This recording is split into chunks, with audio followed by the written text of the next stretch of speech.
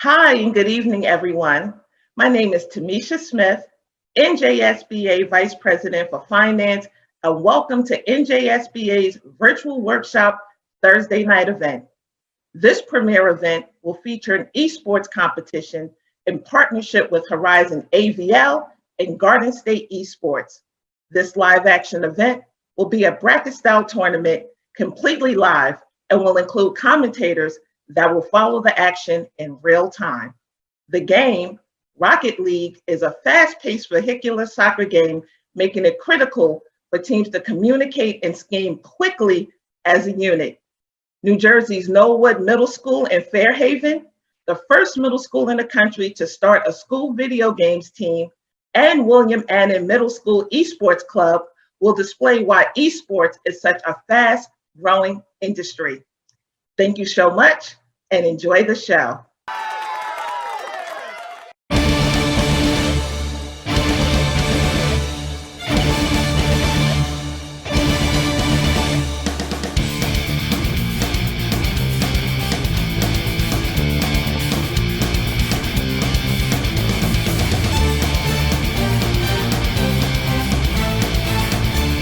The NJSBA Rocket League Tournament is brought to you by Platform One, bringing esports and education together. Esports Integration. Design, build, and compete. For more information, visit esportsintegration.com. And by Horizon AVL System Integration, bringing your vision to life. For more information, visit horizonavl.com. Guys? Thank you, Joshua. Hello, friends at home. My name is Chris Aviles. I am a teacher at Knollwood Middle School in the Fairhaven School District. When I'm not a teacher, I am the coach of the FH Knights. We were the first middle school in the country. And as always, I am joined by my partner in crime, the guy who came along on this crazy sports journey with me, and that is Mr. Steve Isaacs. Hey, everybody. My name is Steve Isaacs. I teach game design and development at William Annan Middle School and Ridge High School in Basking Ridge, New Jersey. And as Chris mentioned, we took this on about 2 years ago. Chris asked if I could pull a team together to have the first ever middle school Rocket League, or actually esports match. And that was the Jersey Shore Cup. And we played and continued to play after that, and now have a full middle school league starting up very shortly, in addition to the work that Chris and I are doing with Garden State Esports, which is an affiliate of NASEF, which is the North America Scholastic Esports Federation. Fantastic. And we are also very lucky to be joined by one of the player casters for the FH Knights, my very own student. This is Karma. Karma, how are you doing tonight, sir? I'm doing pretty good. Fantastic. And so, Karma, I think the best place to start off with is, I bet we have a lot of parents and teachers watching tonight that probably don't know what esports is, or maybe just think that it's playing video games. Talk to us a little bit about what is esports. So esports is just competitive gaming on a large scale level, whereas like just regular gaming is just you're playing with your friends and screwing around, whereas esports, you're playing for either money to get your name out there and just for competition. Like for Rocket League, they have championships and giant tournaments for world titles of like best Rocket League player or something along that. Absolutely. And we can kind of see, Logan, the action is already going hard. WAMS is up 2-0 in about 90 seconds. Steve, tell us about how your team kind of came together here. So again, well, our team, so this is great. A couple of the kids on our team right now are in 8th grade now. And when you first invited us to play, 2 of them were in 6th grade, and they were quite good then. And now I hope you'll see tonight how they've grown and brought on Alpaca on Wii, who is one of our big game clubbers, who's an incredible gamer, a little newer to Rocket League, but was definitely excited about the opportunity. So, these guys, this is my primary Rocket League team. We also have a team competing in Minecraft with something called Comp MC, where they do competitive Minecraft, which is also very exciting. There might be one of them. I think Alpaca might be on both teams, but Blake and Andrew are big, definitely big Rocket League players. Yeah, absolutely. The Minecraft competition, something that we're going to be having in Fairhaven this spring as well. It's the first time we're going to offer multiple games for our esports teams. But the game we're talking about tonight is Rocket League. And the easiest way to explain it, this is soccer with cars, and you can see, as you would imagine, the goal here, the goal is to score goals, honestly. And as the players compete, hitting the ball back and forth, there's a lot of strategy involved. I know Logan is in the practices with me where I talk to the team about, how we can best compete. Logan, talk a little bit about the strategy that, folks watching at home might see here. Well, so the strategy in Rocket League is not just as simple to hit the ball.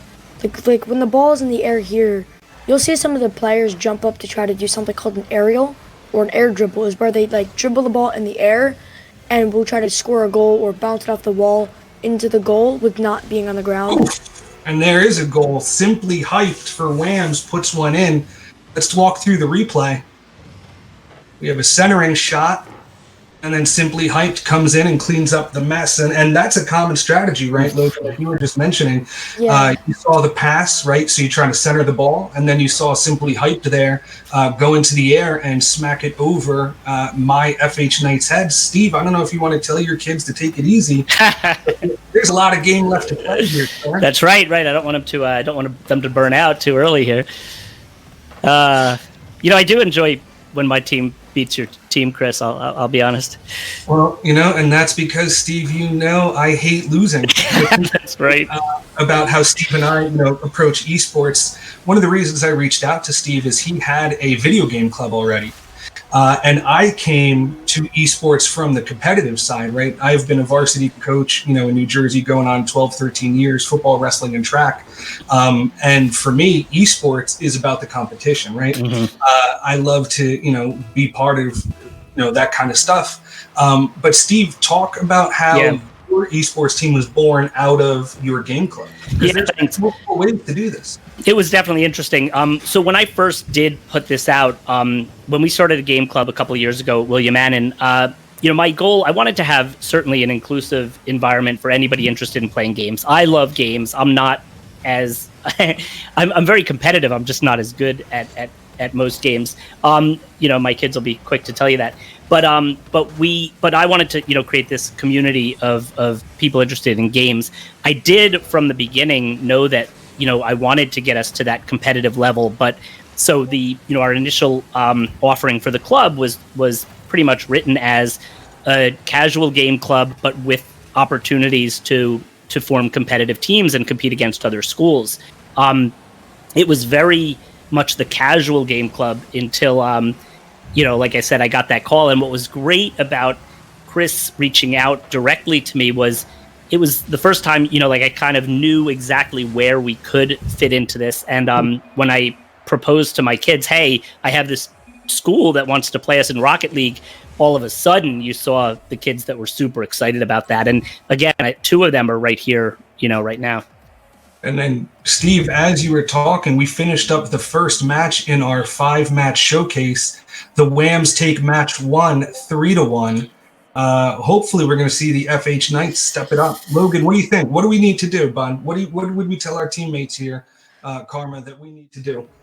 I feel like our team is mainly on the offensive, whereas, if I looked at Spade when I was watching him, I know Spade personally. He likes to be more up front and likes to strike the ball more. But I could see this game that he was trying to do both. Mm-hmm. Whereas I didn't really see much of Lazy and Minty. I mean Lazy and Snorlax. But when I did, they were usually either going for the ball or at the goal. I saw Lazy at the ball a lot. I mean at the goal a lot, which was good. But I feel like our team just needs to up the defensive. Yeah, so if I'm hearing you right, it seems like Spade, who is primarily an offensive player, needs support from Minty and Snorlax to get in there, maybe get some centering shots and to set Spade up for the goals, because Spade is one of my most talented players, but he is a very offensive-minded player. And so, it's interesting, Logan, talk about the teamwork that goes into this, right? Rocket League is a 3-player game. It's not something that you as an individual can carry your team, right? So when we talk about teamwork, what does that mean to you? Well, teamwork, I know from just a first person view in this. Um, I know that like the Spade couldn't be doing one thing and then his team just sitting, or like for anybody. Right. So like you need somebody. So if you send the ball, who's gonna hit it? If you don't have somebody to hit it, the ball's not gonna go anywhere. It's just gonna stay there and could get tossed around. And So again, I feel no, go ahead. Sorry, Carmen. teamwork is just the biggest part of Rocket League. I know that like when I'll play 1v1s in this game, but it's not very helpful. And then I step up to 2v2s and 3v3s. Once you have that teamwork aspect, most players you'll see like their high point in their gaming just because they have their teammates to activate that strength in that specific game. And without that, I feel like not many people could be at their best. Yeah, I have a question for you also, Karma. Just thinking, you obviously know your team well. I'm guessing, you were saying, I think it was Spade is a very aggressive offensive player. Is that a strength that against other teams has really, helped Fairhaven, kind of dominate? Yeah, but there has been a couple teams that, like including William Annan, there's a lot of teams that have been able to block his shots. Like, I'm gonna go for like Simply Hyped.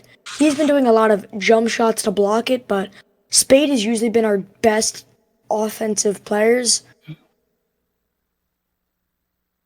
Absolutely. He's always been strong. He's been getting better, and I know that Cool. I could never I've been able to barely block his shots, and I'm a goalie, so. Oh, cool. And how do you do you prefer shoutcasting? Because I'll say you're doing a fine job. I can't really hear myself, so I could say I'm shouting. I just speak louder because I think I'm quiet. No, I don't mean that. No. I'm saying shoutcasting, is when we refer to the whole commentating part. I'm saying, do you enjoy that more than playing the game, or would you still prefer to be playing? It really depends on the game. For Rocket League, I'd rather cast. Cool. I'm not very good at the game, and I'm very insanely competitive, so I don't like to show people that I'm bad. Yeah, but you're doing great with casting. I think that's incredible, and I think it's great that you're out here doing this. So thank you for helping us out, because you are grabbing the parts of the game that you're allowing Chris and I to kind of talk esports and stuff, and you're the eyes on the field. So thank you for what you're doing. Yeah, absolutely. I mean, something, Karma, that you can share. Karma's with us right now, and then we're going to bring in the other, part of my casting team and Fairhaven. And we've been working really hard, this week doing our casting and practicing. And one of the things that we wanted to make sure that we brought up, is kind of what you just touched on, Steve. Karma, share what you were talking about earlier about careers in esports, right? It's very unlikely that you're going to be a competitive gamer for a career, right? But there are a lot of jobs available in the world of esports, aren't there? Yeah, like you could be a caster. You could just set up events like these. Like I know Dark Ice did. He helps set this whole event up. That's right. Like in esports, you could cast. You could play the game. You could even just be setting up the event, and you're still a part of it. But absolutely, I know that me personally, I have my own Twitch channel, and I hope to grow it. But I just know that a lot of people will cast and play at the same time. They'll cast their own movements, and it's just, I know personally, because I've watched streamers, I've listened to people play, I've kind of just went through it in my own head. It can be amazing, but there's also a lot of downtime. But like today, I feel like Spade and their team, they're probably talking back and forth. So since there's casters like us, all of us, we have people that so we can help people understand. But there's a lot of different ways you could be a part of esports. You know what? I'm getting a little nervous here because I was about to interrupt. I don't know if you're watching, Steve, but I am. I don't like that. Come back yet, but they probably heard what Karma had to say, because now Minty is pushing up from defense to offense and passing it to Spade again, going up with a hat trick, 3-0 with 60-something seconds left here. Yeah. Steve, how nervous are you? I'm nervous, and I'll tell you, this is where it's so funny. You watch, and I'm watching casually last game. All of a sudden, my heart's racing. This, oh man, Spade, good score. So this game is intense. I hope the people watching, one of the cool things about Rocket League, there are some titles out there for esports that are kind of hard to kind of follow and know exactly what you're watching. We're watching an intensely fast game of soccer with cars, and it's so you know what you're watching, and it's really exciting, especially with the aerials and everything. I do wish, I hope my team regroups and puts it back on, even if they need this loss to wake up or something. We'll see. Well, it's been a battle back and forth. You see Spade, like I said, working along with Lazy Minty and Snorlax. And I will give you an inside scoop as the coach of the FH Knights.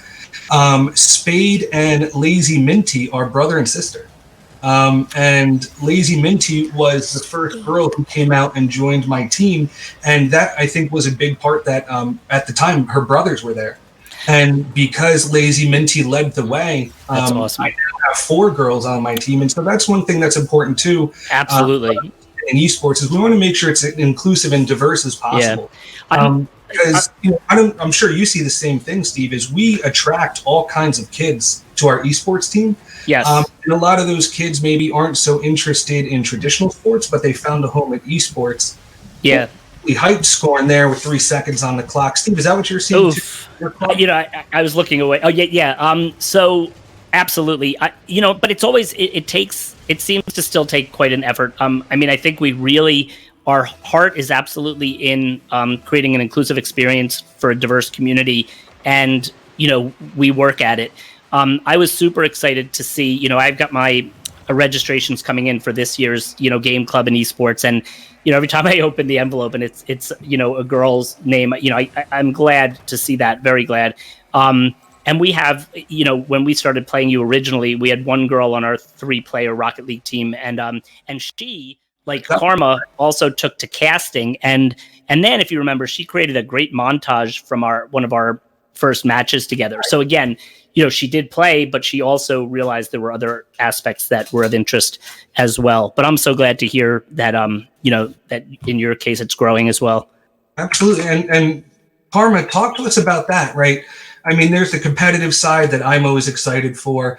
But ultimately, I think the best thing we want to do for our students, Karma, is give them a place where they can connect and grow, relationships and friendships. What has that been like for you to be part of the esports team? Has your circle of friends grown? Are you guys hanging outside of school? I know last year I was really excited that you guys were going out for pizza after the match, which I thought was really neat. So what has that experience been like, Karma, being part of the esports team? I would say that being a part of esports, one, has brought me more into gaming, which is probably one of my favorite hobbies other than to watch anime. And I now have multiple groups of friends.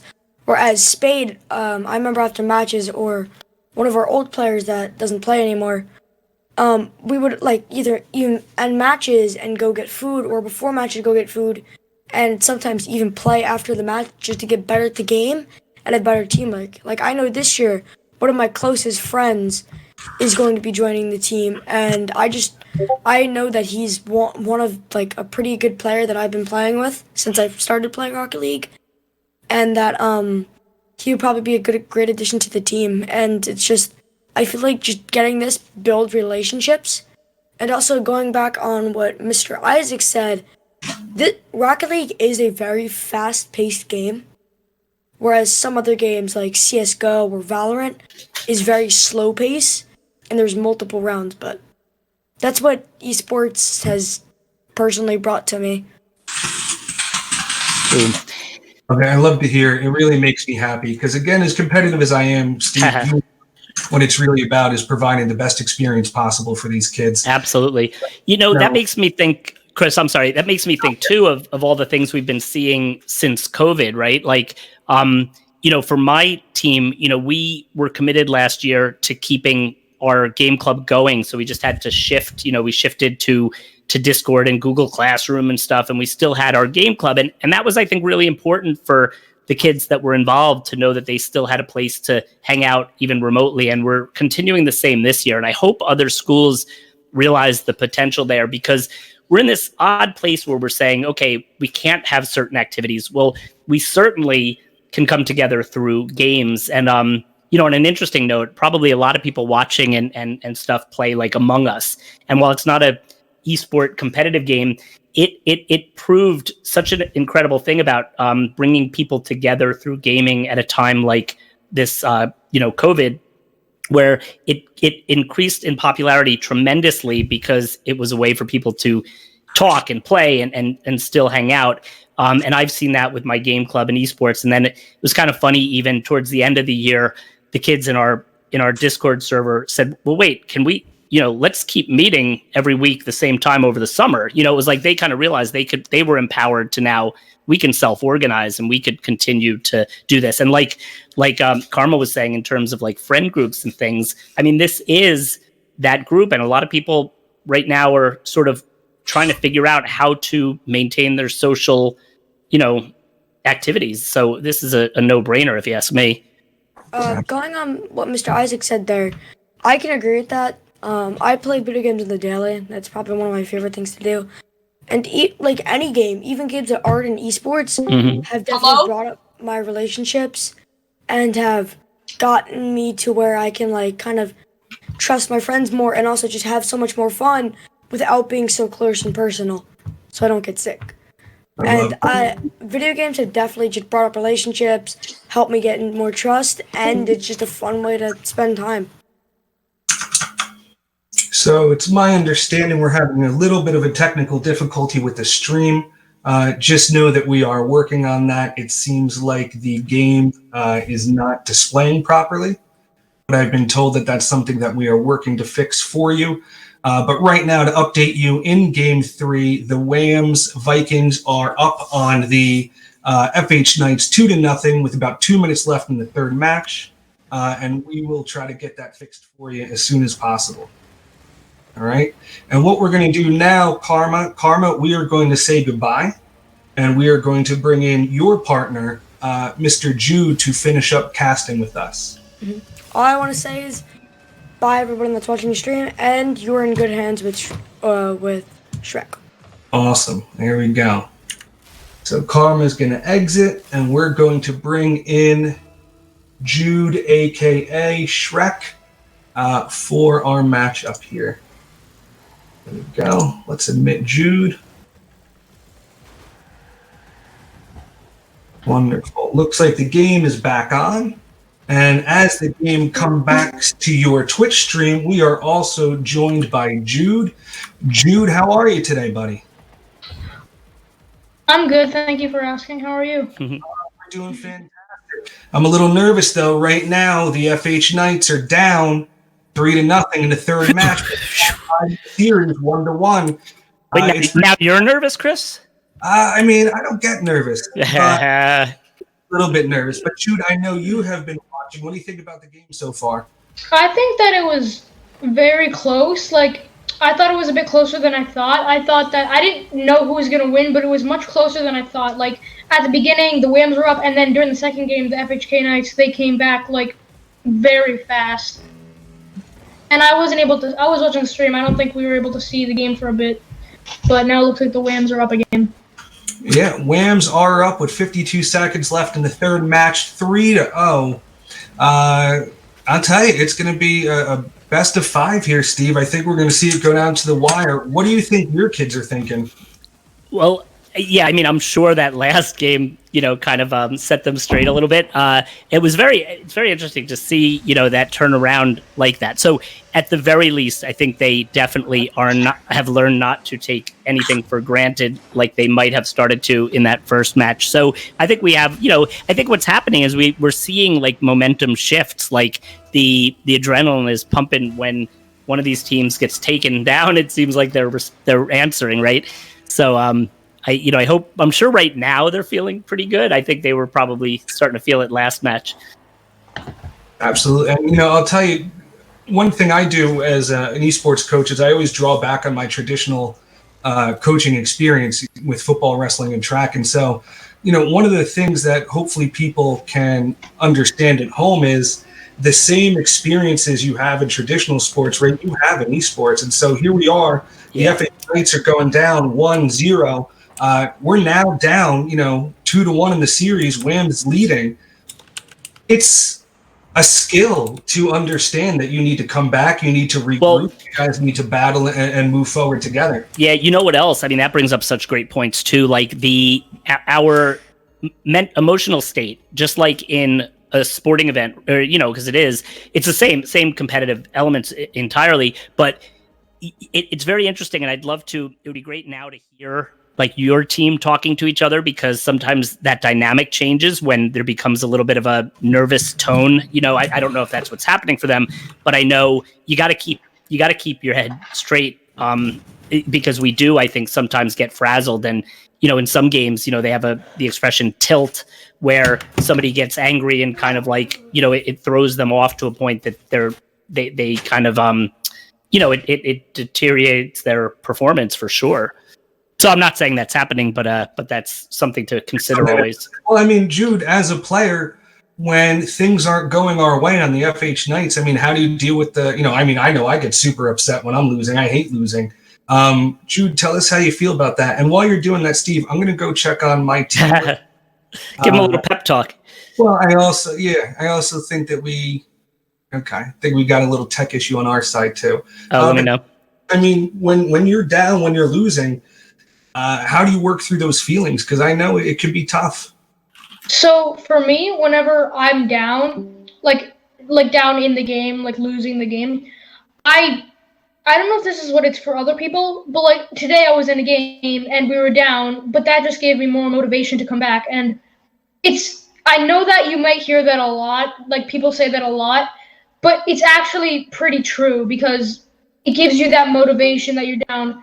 And like when players also start being toxic, then you get more motivation. Even when they're not, when you are down, you still do get that motivation. And even if you lose, if you're on like a bad day, then you should probably just go into free play. But you can get over the set. Like if you're upset that you lost, it goes over pretty fast. Absolutely. And so, Steve, you and I, something that we really pride ourselves on doing is working with that social emotional side. Totally. So like Drew was saying, knowing when it's time to take a break and, getting to that point where you can go take a cool down instead of throwing your controller, is a skill that we can teach the esports on top of things like communication, teamwork, leadership. We do a lot with health and wellness. But I know, Steve, a passionate area for you is helping kids navigate digital culture.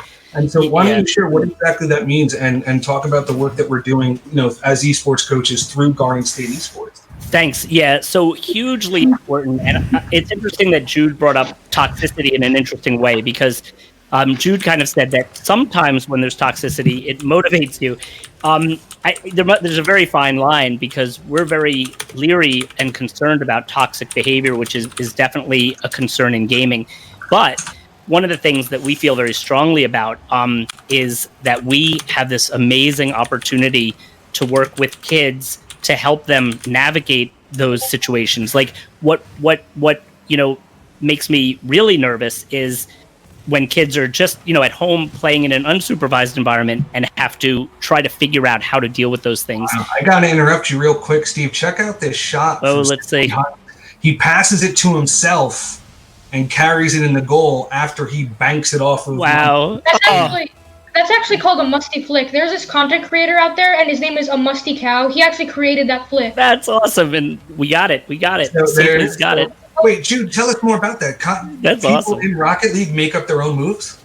Yes, so basically the musty flick, it's where you keep it on your car, but it's sort of out on your nose, so when you lean forward and then you backflip, it gives you momentum, and you're able to scoop it up into the air and get it a lot of power and make it go really fast to the top of the goal.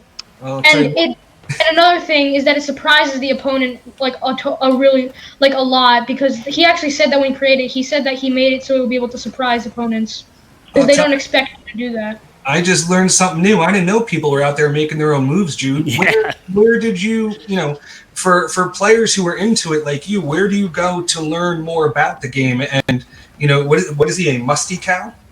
His name is A Musty Cow, but you can just search up Musty Rocket League. See, my move in Rocket League that I totally coined is the thing where I don't get anywhere near the ball. I try to go off the wall and then the ball's gone. It's like I don't know what we call it, the Isaac's flip or something. I don't know. No, I do the same thing where I got the ball and miss completely. But I mean, I think that's something really important to talk about, Steve, is you don't have to be a gamer or an expert game player, right, to have an esports team. Tell us about that. Right.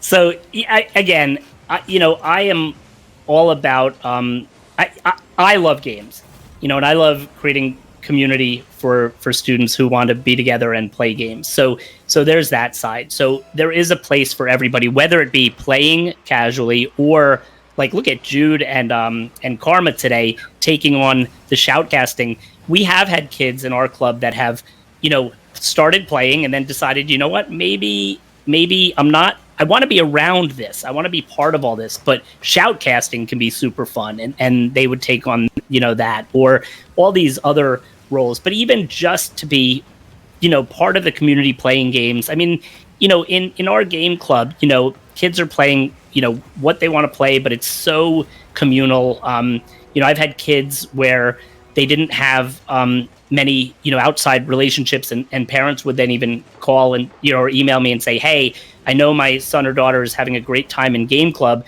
Can you tell me who they're hanging out with there? Because we're trying to build those relationships outside of school. So yes. So there's, there is a place for, and that's why I always, even though Chris is my competitive counterpart, I always have to pitch the value I've seen in just creating safe. Yeah. And I mean, Chris is doing the same thing, but with more, focus on the nitty gritty of, absolutely. Yeah.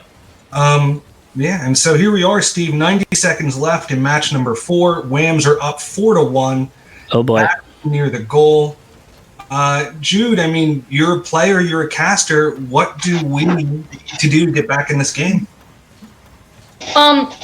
So, could you elaborate on that more? Like, what do you mean get back in the game? Do you mean? Well, Jude, at this rate, it looks like the WAMS are going to win unless we turn it around. We got about a minute to score 3 goals, and we have to win the next match. I mean, what do you think we should do here? What's the plan, or what would you do if you were in this match? If I were in this game, I would start playing a little more defensively. And, like, that might sound weird to you. You're probably like, oh, why are you attacking more? You're down. Because I feel like if you defend more, then even if you're back on the field, you can still get it to their side.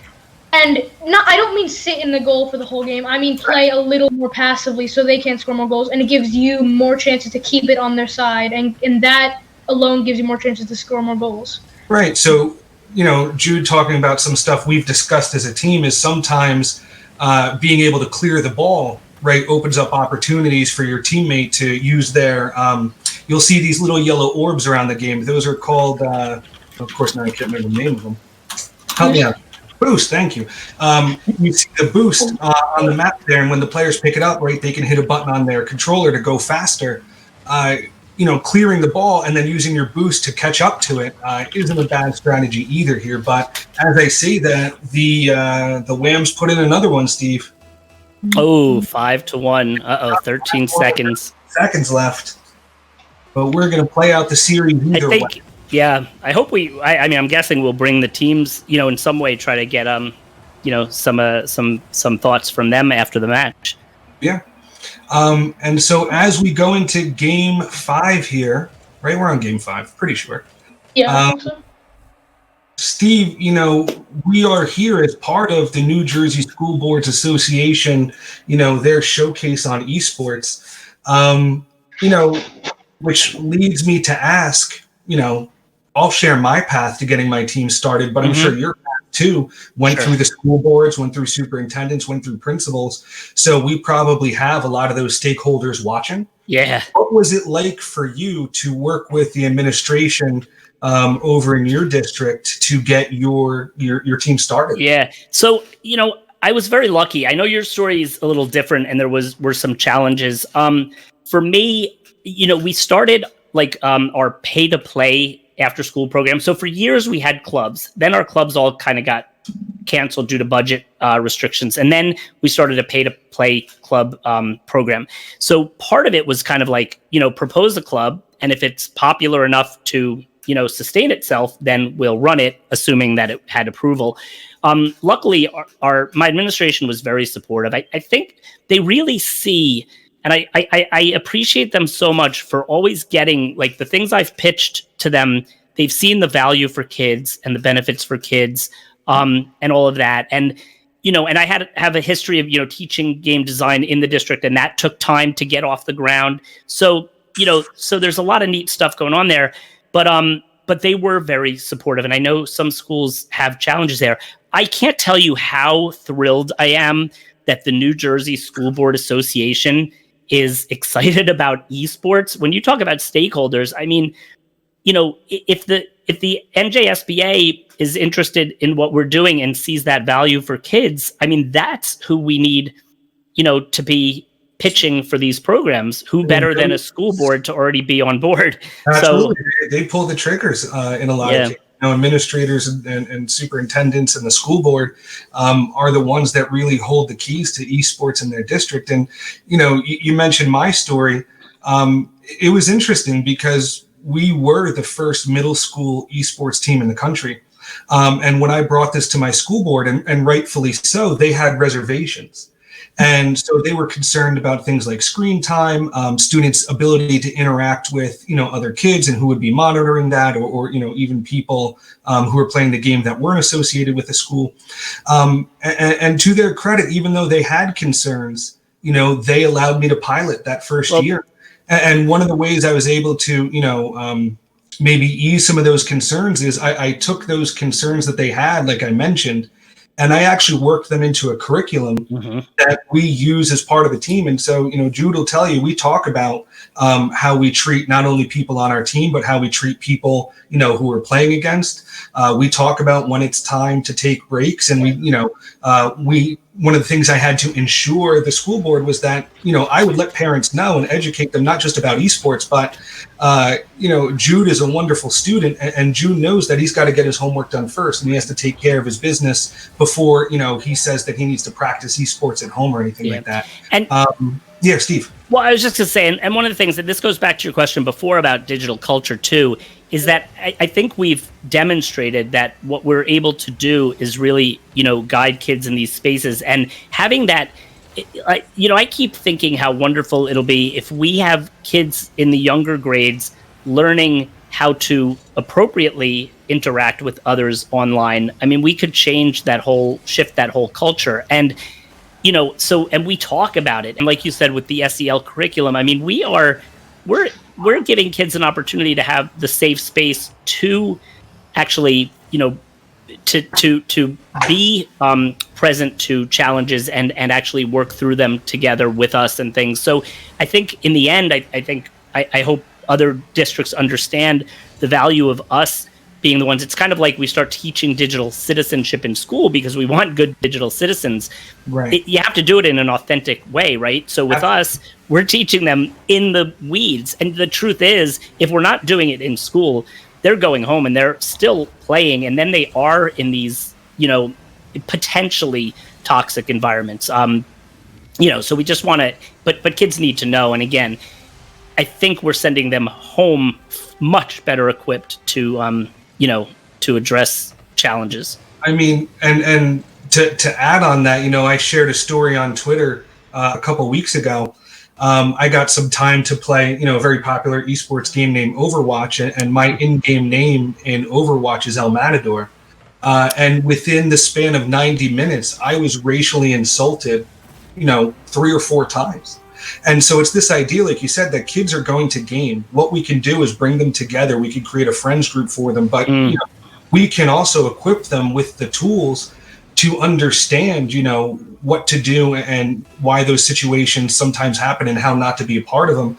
And I think that's really important too. I mean, Jude, do you want to talk about when you're gaming, do you ever have instances like that where somebody you're playing with or against just isn't a fantastic teammate?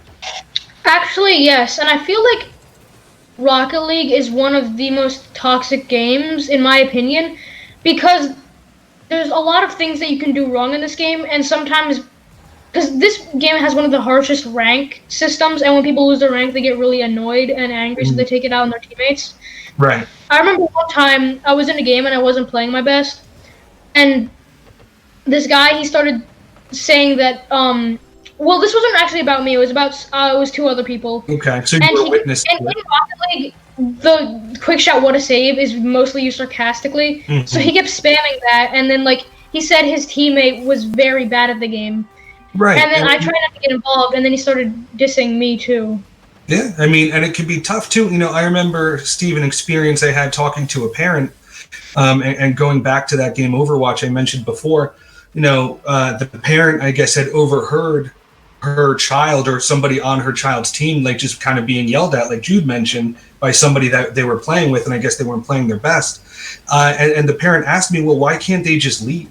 And a lot of times that would make sense, right? When you're in a toxic environment, you would want to just leave. But what that parent didn't understand is if you voluntarily leave a game, you get banned for a while, right? Because that's one thing games are trying to prevent is when you start a game, if you just happen to leave it, well, then you're likely going to lose. And then the other people on your team aren't having a good experience. So it actually punishes players for leaving a game before the end of a match. And so that's part of why understanding digital culture, that kid has to make a decision. Am I going to sit here and take this abuse, or am I going to be locked out of this game for the next hour? And it's tough.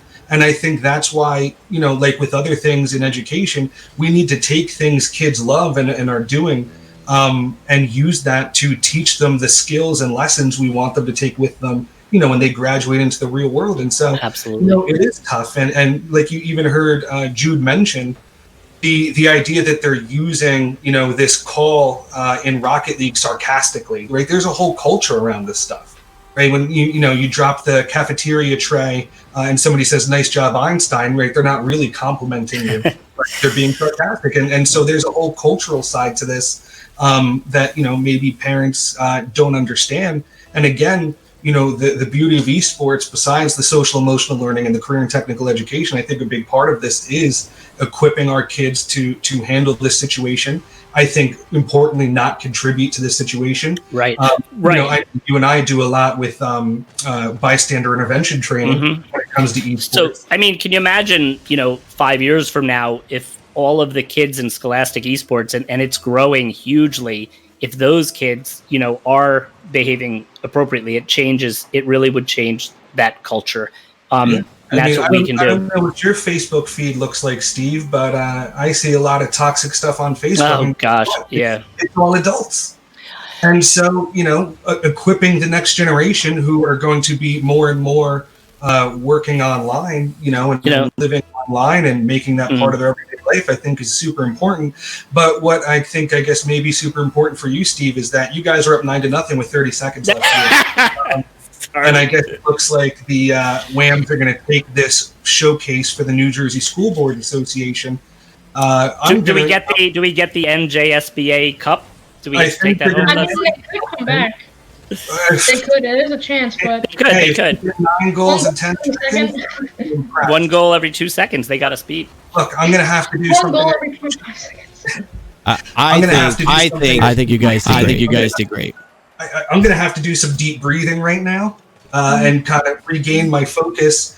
But as we do that, Steve, you and I are going to stick around for some Q&A. We will. Jude, it's a school night. It's time for you to make sure that you have all your homework done and get off to bed, sir. Thank you so much. If I could real quick though, Jude, fantastic job, and thank you for joining us, and thank you for doing this. I think the insight that you bring, and I hope that everybody heard that, is so valuable to this conversation. So thank you.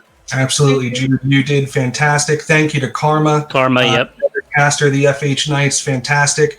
Thank you to Spade, Snorlax, and Minty from the Knights for playing hard. Simply Hyped, Alpaca and Espion from the WAMS, fantastic game. GG's all around. Well, we are back. Sorry for all the technical difficulties with us going back and forth between the students and managing all of this. But we appreciate you guys for sticking around for some Q&A with the team here. So I'm gonna bring them up. How you guys doing, Chris and Steve? Awesome. Yeah, we appreciate it. Yeah. Yeah, we just want to thank you guys for joining. I know it was it's always fun doing stuff remote. This is all new stuff. Trying to manage students in one location, commentators in another, and a studio in another location.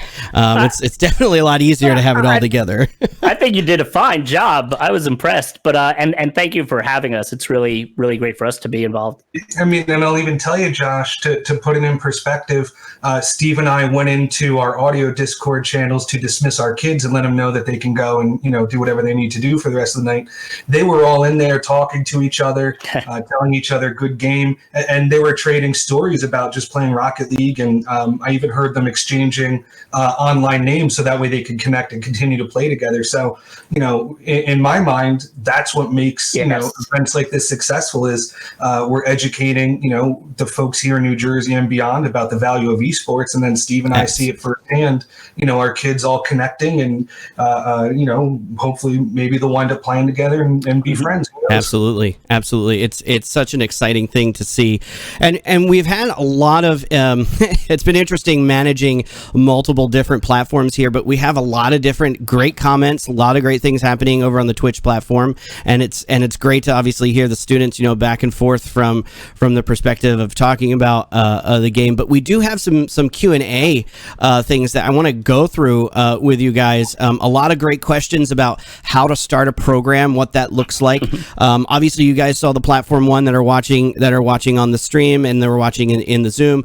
Platform One is something where we actually will help develop all those elements, right? Esports integration and Horizon AVL. We've been Horizon AVL is a 40-year-old integration firm, and we've been designing arenas. Right now, we have over 120 colleges and universities across the U.S. that we've helped develop their programs. Wow. That's everything from curriculum to building the facility from that standpoint. And then we wanted to, through that process, we heard a lot, where are we going to get these students from, right? Like we want to recruit, we want to give out scholarships for these students, and I know that they're really excited about bringing on students. But the major question and concern sometimes is what high schools are doing what middle schools are doing what. And so that really led us into, developing Platform One for high schools and middle schools, and then working with you guys in this scenario and in this space is so exciting, because you guys are the pioneers. You guys are leading in this space, and that's really exciting to see, that all come together. With that, I want to sort of lead off with some of these questions. So one question is, has playing esports motivated your students academically, or in terms of being more involved in a school? So Chris, I'll start off with you, and then Steve, you can follow up. Yeah. So it's really interesting. When I started the team, one of the things that I pulled were the involvement of my kids in other stuff. And what I found is, generally speaking, my kids weren't really involved in any extracurricular activities, or they weren't involved in sports or anything like that outside of school, right? A majority of them really just went home and video gaming was their thing. And so for me, part of what's exciting about esports is that we draw in sometimes students that don't have what I call like a homeschool connection. And so, the research is very clear. Kids who are involved in school and extracurriculars, and, they have, somebody to connect with, as far as a teacher, when they have a friends group, that's the kind of stuff that you're going to see, improved attendance. You're going to see improved academics. And then the other thing I'll say is I always go back to something Jim O'Hagan says, and Jim O'Hagan is a great esports guy. He has a wonderful podcast, and I always love listening to Jim talk, because he always turns that question around and he says, well, what do you want your esports team to do? Tell me what your goals are, and I can tell you how to use your esports program. And so I can tell you personally, right, at Fairhaven, I do use esports as a way to motivate students. So I tie attendance, I tie grades, and I tie behavior to eligibility to be part of my team. And so just like in traditional sports, if I have students who are acting up, maybe they get benched for a match, maybe they lose their spot, maybe they have to, take a suspension for a week until they collect themselves.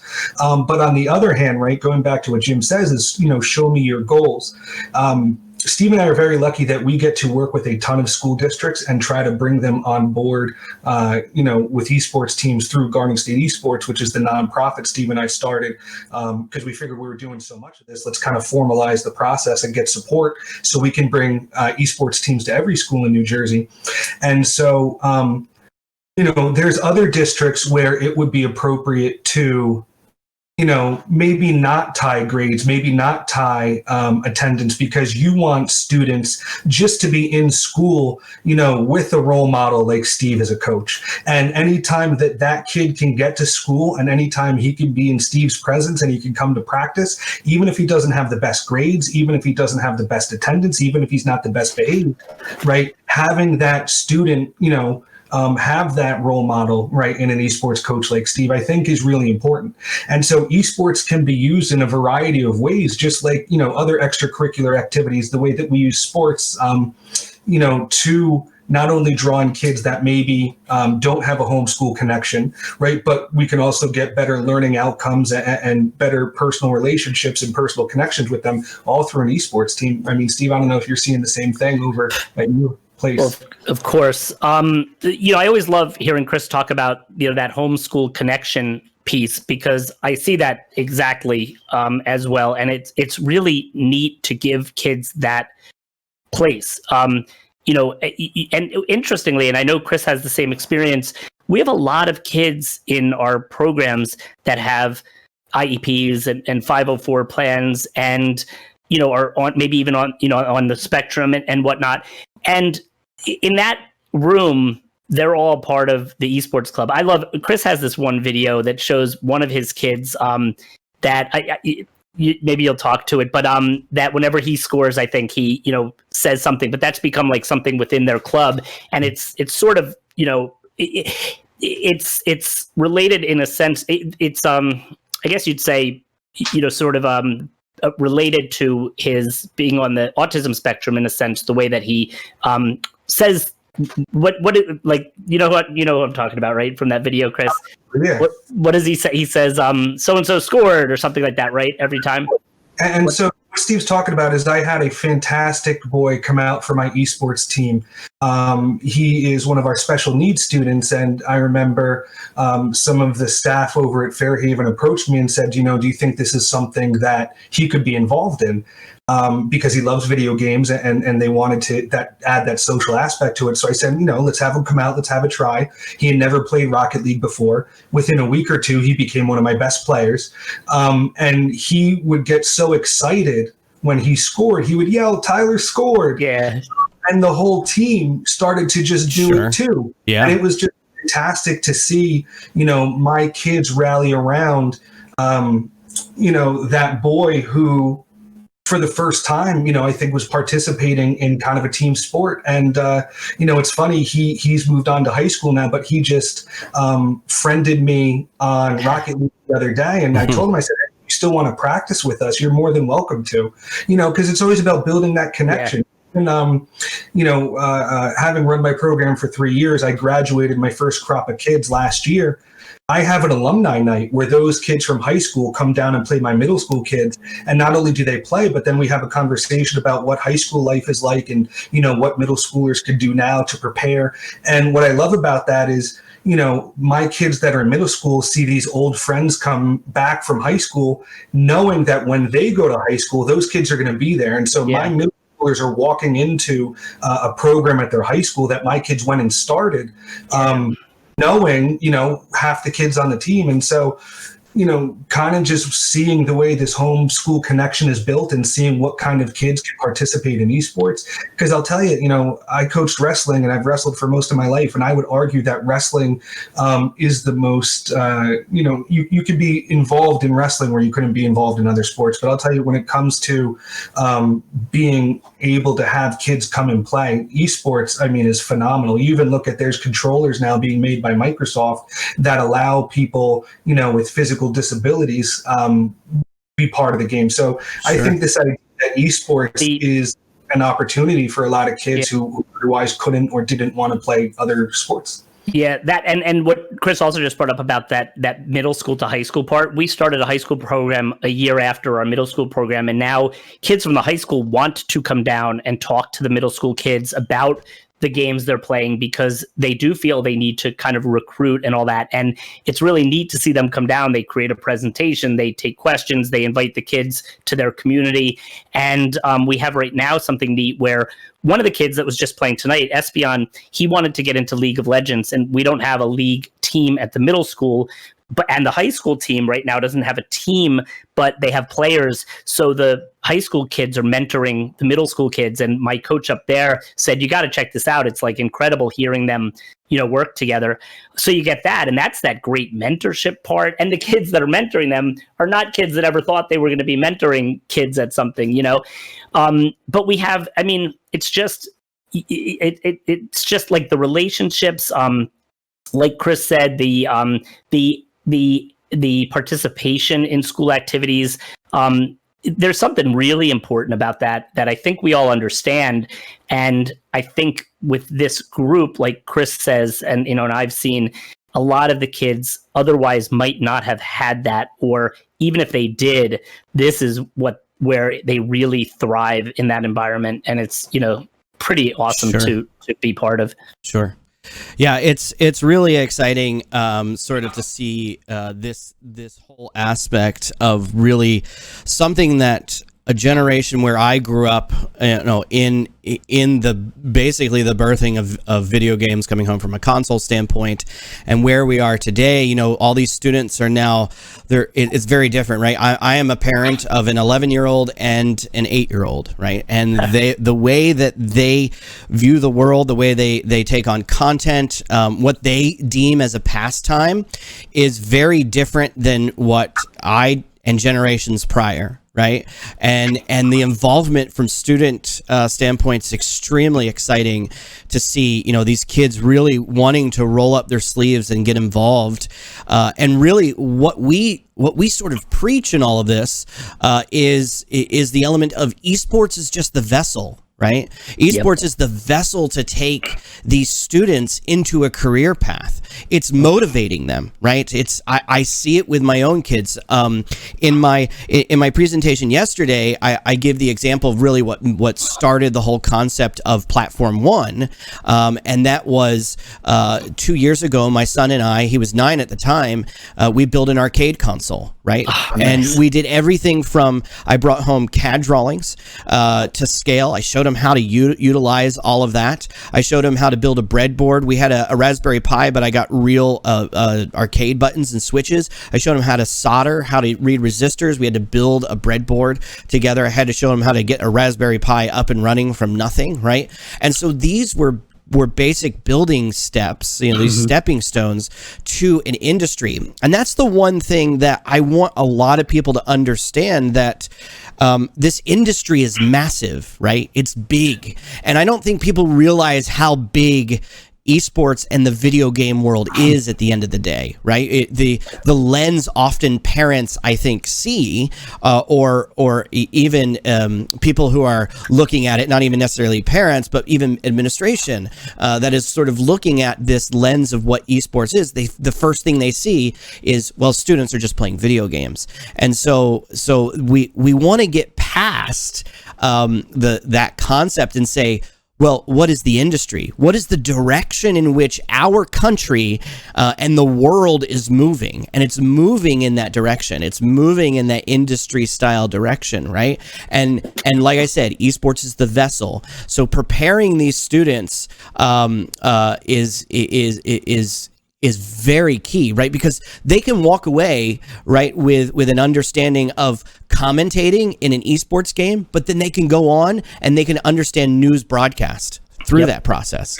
And so that's something that's really exciting for us. And we want people to understand and sort of when you're going through this process, and what we've offered in Platform One and what we've offered through our process is to say, well, what do the next 3 to 5 years look like? How are you building upon that? Sure, we bring games in now in the competition side of things, right? That's the simple part.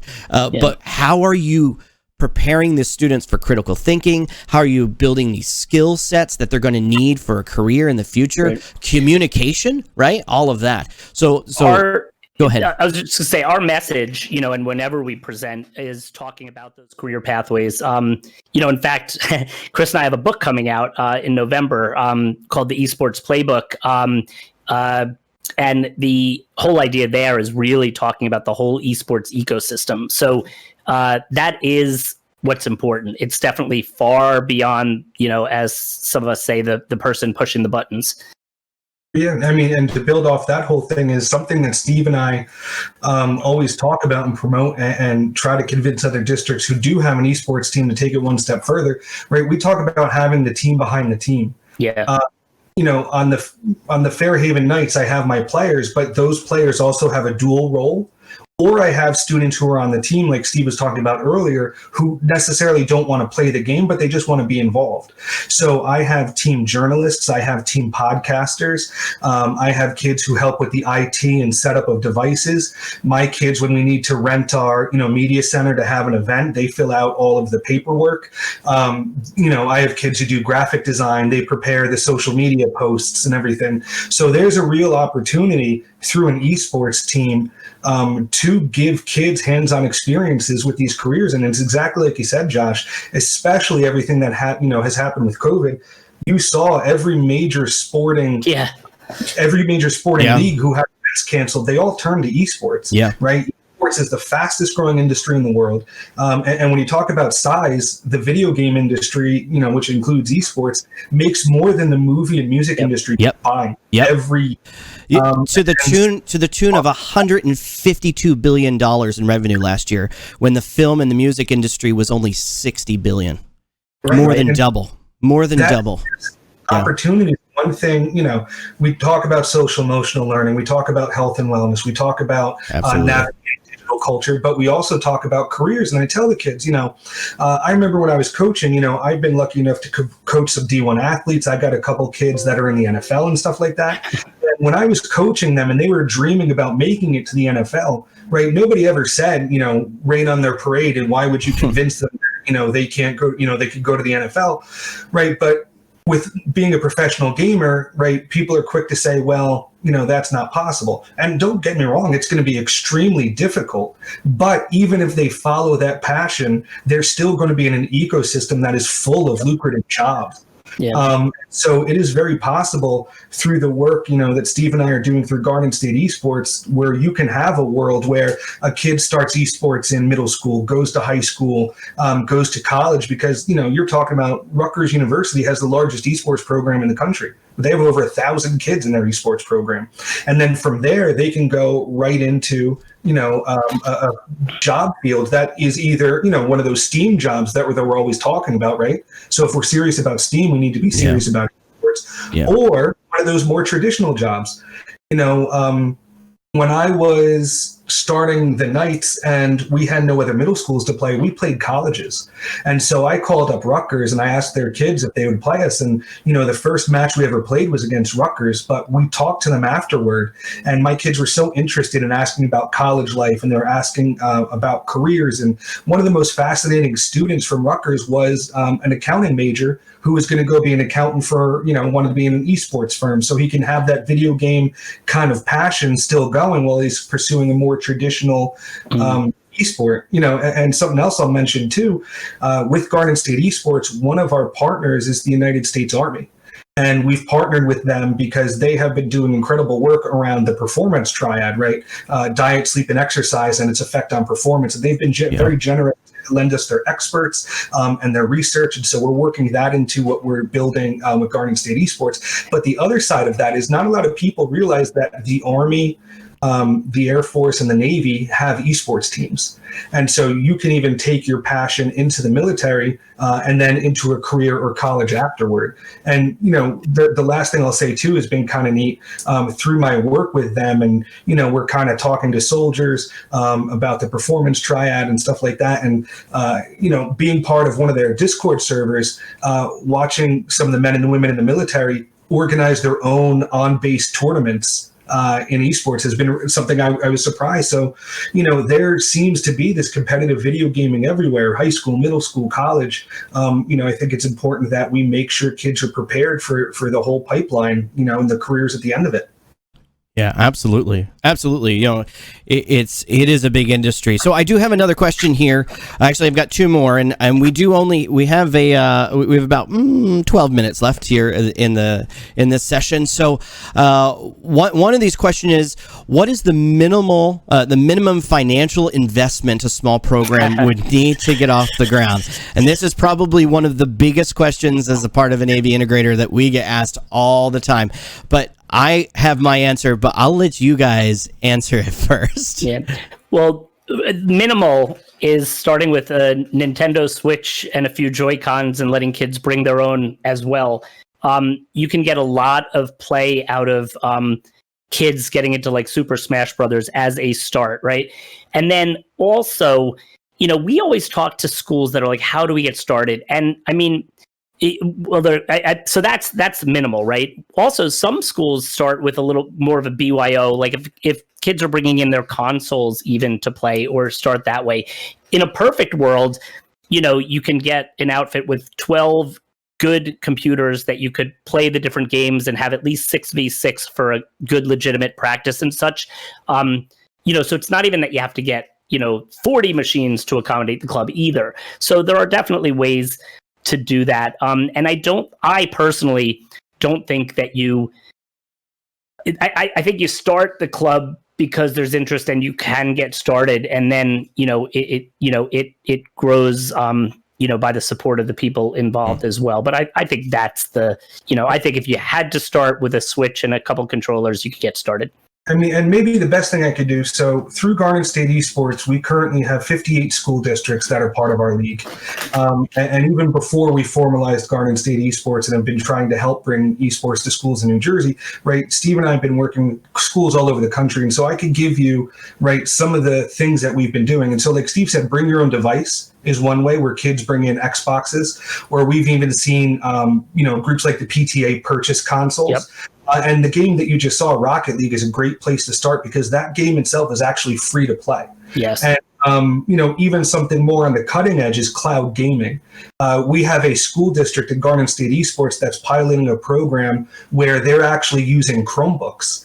And what we're doing there is, because Rocket League is free to play, a company called NVIDIA has a program called GeForce Now, where you can play your game in the cloud. So we have an entire district who's running their Rocket League team for $5 a kid off of their Wow. Chromebook. And that's been amazing. But the other side of this too, though, Josh, is schools can consider this an investment. I'm very lucky at Fairhaven, where I have some high-end laptops that I use in class. So we do our video editing, we do video game design, we do coding, 3D, rendering, all on these laptops. But, so we have a significant STEM program at Right. Fairhaven. And then magically, when 3:00 hits, they transfer into the And we have the same exact situation because I teach game design, and that's pushed the need for our computers for curriculum reasons, which is exactly what Chris is saying. And when that drives the purchase, then doubling them for esports is great. And that's worked wonders for us in both our middle and high school program. Yeah, and even, it's interesting right now with many athletic seasons being canceled.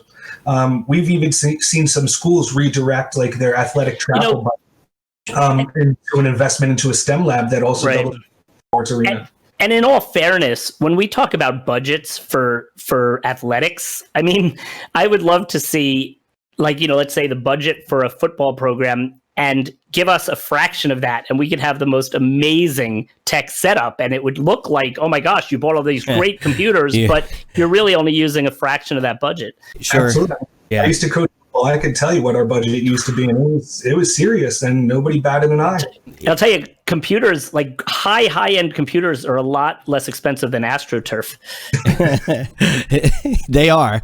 That is definitely true. You know, it's really interesting that this question gets asked a lot. You know, and I say, you know, what does it really take to invest in a student? What is the limitation on it, right? And I understand there's budgets, right? And you have to put that together. But really, you know, we have to ask ourselves, when it comes to the students, you know, from a diversity standpoint, when we look across the entire landscape of all of these students that are out there, sure, there are the athletic ones that traditionally look at the athletics, football, basketball, baseball, etc. And you see that model, right? And you know, parents invest a lot into the time of taking their kids to the practices, and schools obviously invest a lot of time into that. And I will say, you know, I was the non-athletic type in high school. That's not where I stood at all. I was sort of in the background. I had a lot of friends. Obviously wasn't sort of out there all by myself, but that just wasn't where I was. That wasn't where my interests were. You know, I was at 12 and 13. I remember my father bringing home a computer and me tearing it apart, right? Because that my dad almost had my head, but and I put it back together successfully. But that's what piqued my interest. And so I would say to people looking to start a program, really, what are the limitations of really, you know, what's stopping us from investing in it, right? We need to make sure that these students are involved in these programs, because there are those that aren't going to be out there that are going to join traditional sports, and they want to do something like this. And so from a financial standpoint, right, from a financial standpoint of getting started, you know, we sort of say, well, let's actually look at your mission and your goal. Like, we actually take a step back for a moment, and we don't like to jump in and say, well, let's get 12 computers, let's get these switches, and all of those are things that we will discuss, absolutely. But we want to kind of see what direction you're heading in and where you're going to be in the next 3 to 5 years, and to build that program, right? To have someone give you guidance and direction is really important, which then can help guide, I think, the financial aspect of starting a program. Were you going to say something, Steve, specifically? No, I'm agreeing with you, everything you're saying. Well, we have about 5 minutes left of time. This has been great questions, great responses. And I do have one more question in here. And it states, are these games, or are there games geared towards much younger students? So I'm assuming that we're talking about probably elementary students at that point, right? So why don't I let you guys answer that, probably about a minute and a half for each one, and then we'll wrap it up. Well, I'd love to grab that one. So Minecraft, I thought for the longest time there was a missing link in esports by not having Minecraft represented, and now it is in very big ways. Garden State Esports is Chris and I are working with Florida Esports and NASEF to bring about a number of these great Minecraft challenges. Right now, the Rube Goldberg challenges, which is an ongoing year-long program where kids are right now doing a number of simple machine challenges, and then they're going to build a full Rube Goldberg machine as teams in the spring, and we have other programs like that. That is a great entry point, and similar. And Rocket League is very appropriate for upper elementary school, without a doubt. Absolutely. Yeah. Chris, anything from your perspective of something from I mean, sure, Minecraft, absolutely. I agree wholeheartedly with that. I'll even add to that we can always already start to rethink what an esport means. The idea of having build challenges, which is an asynchronous competition, as opposed to face-to-face, you play, I play against each other. That wasn't something on a lot of people's radar a few years ago. Sure. And the idea that sports and education is already evolving. Now you start thinking about things like speed running video games. Yeah. Oh yeah. Speed runs are great. Yeah. Start thinking about some of these more, I'm trying to think like farming simulators, or they're making esports out of everything. I saw one of those mobile games. They had an esports event the other day, Clash of Heroes or something crazy like that. So I think you're going to continue to see esports obviously be big business, and I think you're going to see what it constitutes an esport. Just like going back to traditional sports, where I always go is I always used to argue with my athletes, say things like dance and cheerleading wasn't a sport. Ooh, and I had to correct very quickly, right? That those are sports, and there are a number of different sports, and they look different. And so I think you're going to see that in esports as it continues to grow. What is considered an esport, is going to be very different, and I think you're going to see a lot of that be more geared to the general public, which I think would include elementary school, just as it continues to grow. Yeah, absolutely. And just to sort of, we got just about a minute and a half here. Games for younger students, having sort of been in the industry for a while, and then sort of putting it upon my kids, almost testing it out with them a bit. The one thing that I would say is, build upon skills necessary. Obviously, hand-eye coordination, it needs to be developed as the older they get, and then also the concept of strategizing. I didn't really start to see a turn until my son was about 9.5, 10, and then from that standpoint, then he started, from a critical thinking standpoint within the game. Okay, now I get potential strategy of the game, and this is how I can do strategy. Whereas when they're younger, sure, things like Minecraft, it's building hand-eye coordination, it's building critical thinking paths, it's building all of those elements, and that's really a good foundation, right? Where to begin. So I want to thank the two of you guys for joining us and your teams. It has been a wonderful time getting together and promoting this in the state of New Jersey. We're really excited about what this looks like for the state of New Jersey, and so I'm challenging all the administrators that are watching, what does this look like for you guys? And you know what, for the administrators out there, I think our book will serve as a really great reference. It's a real how to get started, and really don't, let's help you not make some of the mistakes a lot of people have made and stuff. And that's the Esports Playbook, empowering learning through inclusive gaming. Something like that. Well, yeah, absolutely. These resources are great resources.